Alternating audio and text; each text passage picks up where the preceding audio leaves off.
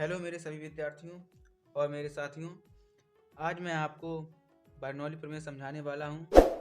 तो इस वीडियो से रिलेटेड आपको कोई भी परेशानी होगी तो इस वीडियो से आप बिल्कुल भी डाउट क्लियर हो जाएंगे आपके। तो आप जुड़े रहिए हमारे YouTube channel Vinay math and GK point से। तो चलिए देर न करते हुए अपनी वीडियो स्टार्ट करते हैं। तो यहाँ देखिए, बर्नौली की प्रमेय मैं आपको सिद्ध करके दिखाऊंगा। तो क्या होती है बर्नौली की प्रमेय? जब कोई असंपीड्य या अश्यान द्रव किसी एक स्थान से दूसरे स्थान तक धारा रेखी प्रवाह से प्रभावित होता है। किससे? धारा रेखी प्रवाह से। धारा रेखी प्रवाह क्या होता है कि जब कोई द्रव एक बिंदु से इस प्रकार प्रभावित होता है कि उसके कि द्रव के सभी कण एक साथ एक ही मार्ग पर चलते हैं। तो यहाँ पे क्या लिखा हुआ है? जब कोई असंपीड्य या अश्यान द्रव किसी एक स्थान से दूसरे स्थान तक धारा रेखीय प्रवाह से प्रभावित होता है तो उसके मार्ग के प्रत्येक बिंदु पर द्रव के एकांक आयतन की कुल ऊर्जा कौन कौन सी होती है?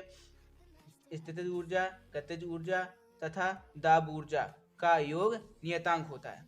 तो आप देखिए, अब मैं आपको बर्नौली प्रमेय समझाने वाला हूँ। ये थी उसकी डेफिनेशन एक प्रकार से। अब यहाँ से उसकी क्रियाविधि स्टार्ट हो रही है। तो देखिए, मैं क्वेश्चन से मतलब कि जो चित्र बना हुआ है उसी से रिलेटेड समझा दूंगा और उसकी ये थ्योरी लिखी हुई है। देखिए, सर्वप्रथम हम एक धारा रेखीय नली लेते हैं या एक असमान अनुप्रस्थ काट वाली एक नली लेते हैं, धारा रेखीय नली लेते हैं जिसका सिरा ए और सिरा बी, सिरे ए का क्षेत्रफल A1 या सिरे एक्स का क्षेत्रफल A1 तथा सिरे बाई का क्षेत्रफल A2 है तथा सिरे एक्स से प्रवाहित होने वाले द्रव का वेग V1 और दाब P1 है तथा बाई सिरे से बाहर निकलने वाले द्रव का वेग V2 और दाब P2 है तथा इस धारा रेखीय नली जो है इसकी भूमि तल से ऊंचाई एक्स सिरे की ऊंचाई H1 तथा बाई सिरे की ऊंचाई H2 है। यही देखो इसमें भी लिखा हुआ है, आप देख सकते हैं।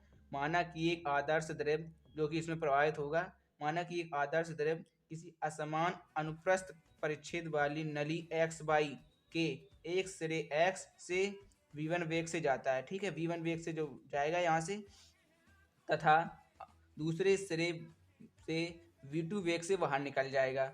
नली के सिरे का नली के एक्स सिरे का अनुप्रस्थ क्षेत्रफल A1 तथा दाब P1 और वेग V1 है। आप देख सकते हैं एक्स सिरे का देखो वेग जब बहता है जो द्रव उसका वेग V1, उसका अनुप्रस्थ क्षेत्रफल A1 तथा दाब P1 है तथा उसी प्रकार वाई सिरे से बाहर निकलने वाले द्रव का वेग, यहाँ पे देखो वाई सिरे से बाहर निकलने वाले द्रव का वेग V2 दाब P2 और अनुप्रस्थ काट का क्षेत्रफल A2 है।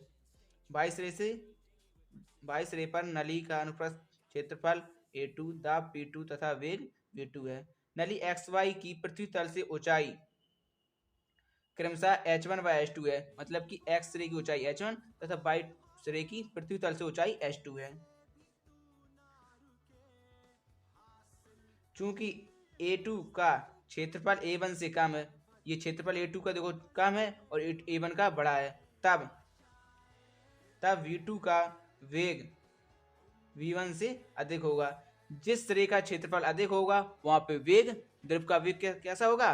कम होगा, क्योंकि वहां पर जो गैप है द्रव का निकलने का वो अधिक होगा जहाँ क्षेत्रफल अधिक होगा, और जहाँ क्षेत्रफल कम होगा तो वहाँ वेग अधिक होगा क्योंकि वहां पर द्रव का निकलने का वेग अधिक हो जाएगा, क्योंकि वहां पे दाब अधिक लगेगा, क्षेत्रफल उसका कम होगा।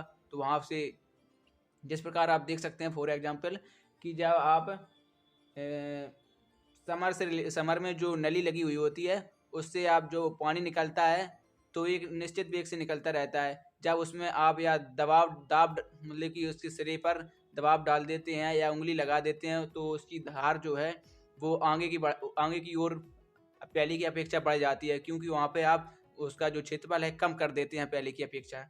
उसी प्रकार आप देख सकते हैं कि एक्स रे से प्रवेश करने वाले द्रव पर किया गया कार्य, जो एक्स रे से प्रवेश करेगा द्रव पर उस पर किया गया कार्य क्या क्या होगा? कार्य बराबर क्या होता है? बल गुणा विस्थापन, मतलब बल गुणा दूरी। तो बल क्या हो गया, दाब और क्षेत्रफल, और दूरी यहाँ पे वेग। आप देख सकते हैं P1 A1 और B1 मतलब एक्स रे से प्रवेश करने वाले द्रव पर किया गया कार्य। इसी प्रकार नली के 22 रे से निकलने वाले द्रव द्वारा किया गया कार्य, बल गुणा दूरी यहाँ पर भी। तो 22 रे से क्या कौन कौन था, P2 A2 और V2।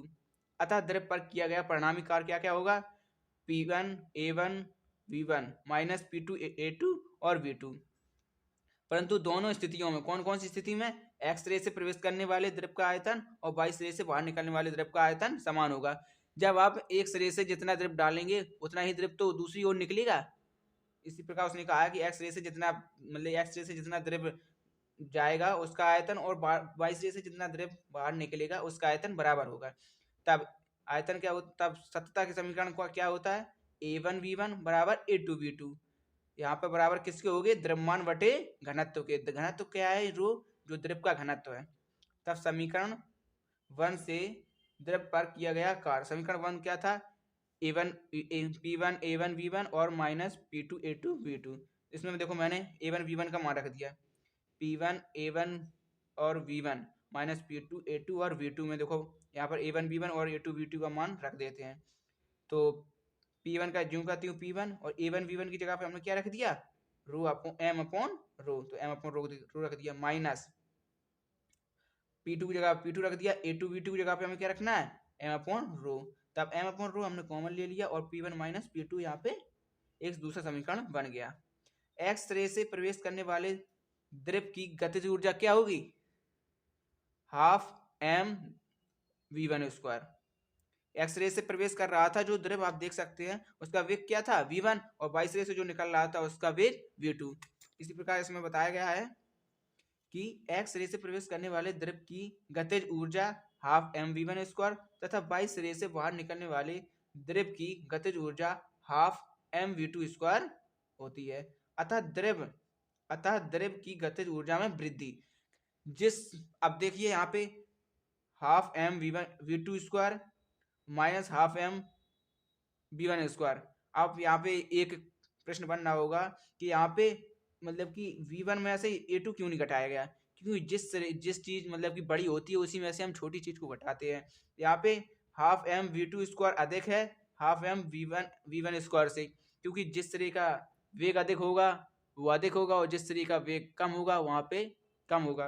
तो यहाँ पे देखिए V2 का वेग अधिक था, आप देख सकते हैं यहाँ पे V2 का वेग अधिक था V1 की अपेक्षा, इसलिए हमने यहाँ पे हाफ M V2 स्क्वायर से हाफ M V1 स्क्वायर घटा दिया। तो यहाँ पे क्या बचा, half M V2 square minus V1 square, ये हाफ M हमने कॉमन ले लिया।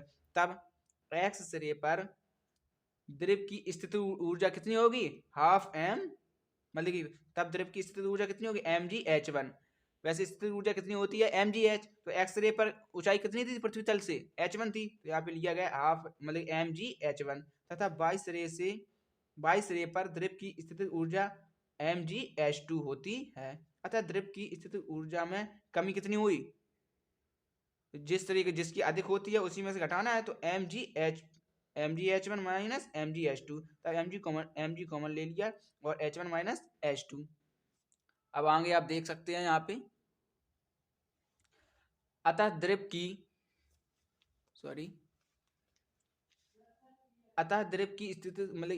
की ऊर्जा में परिणामी वृद्धि कितनी हुई, आप देख सकते हैं यहाँ पे जो गतिज ऊर्जा थी माइनस स्थित ऊर्जा, तो half M V2 square minus V1 square minus mgh1 minus h2।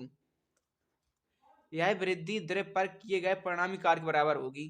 परिणामी कार्य क्या था, यहाँ पे आप देख सकते हैं परिणामी कार्य ये था, क्योंकि परिणामी कार्य ये किया गया था, ठीक है। यहाँ पे लिखा हुआ है अतः समीकरण 1 से द्रव पर किया गया कार्य, यही परिणामी कार्य है जिससे आपको तुलना करानी है, ठीक है।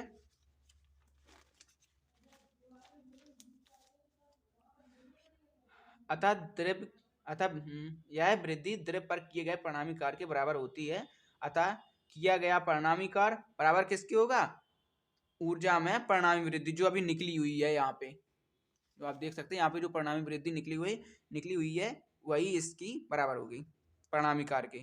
तो परिणामी कार्य क्या था, P1 minus P2 m upon rho बराबर किसके हो गए, जो अभी परिणामी वृद्धि निकली हुई है तो कितनी है, half m v2 square minus v1 square minus mg h1 minus h2। तब P1 minus P2 m upon m और रो जो था मैंने इस साइड भेज दिया तो देखिए रो अंदर इसमें भी पहुंच गया और इसमें भी मल्टीपल हो गया।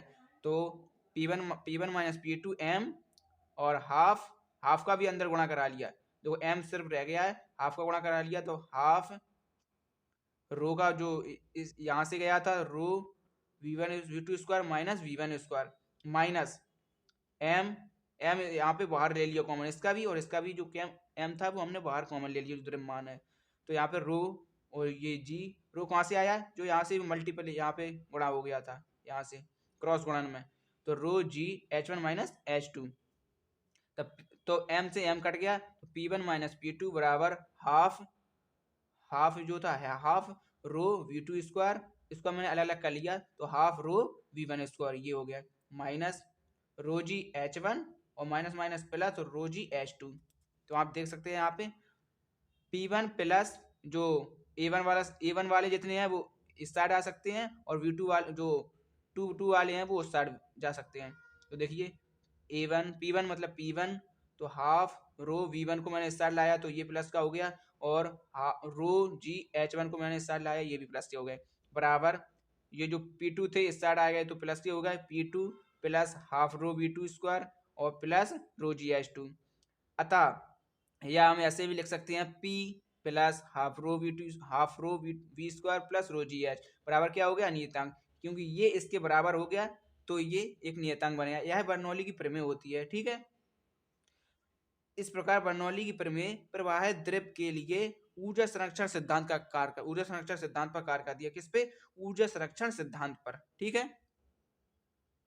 तो इस प्रकार की वीडियो देखने के लिए या और भी वीडियो देखने के लिए आपको जो कुछ समझ में ना आया हो तो आप कमेंट में करके बता सकते हैं और हो सके तो आप ये वीडियो ज़्यादा से ज़्यादा लोगों को शेयर कीजिए क्योंकि हमारे एग्ज़ाम भी अब पास आ चुके हैं।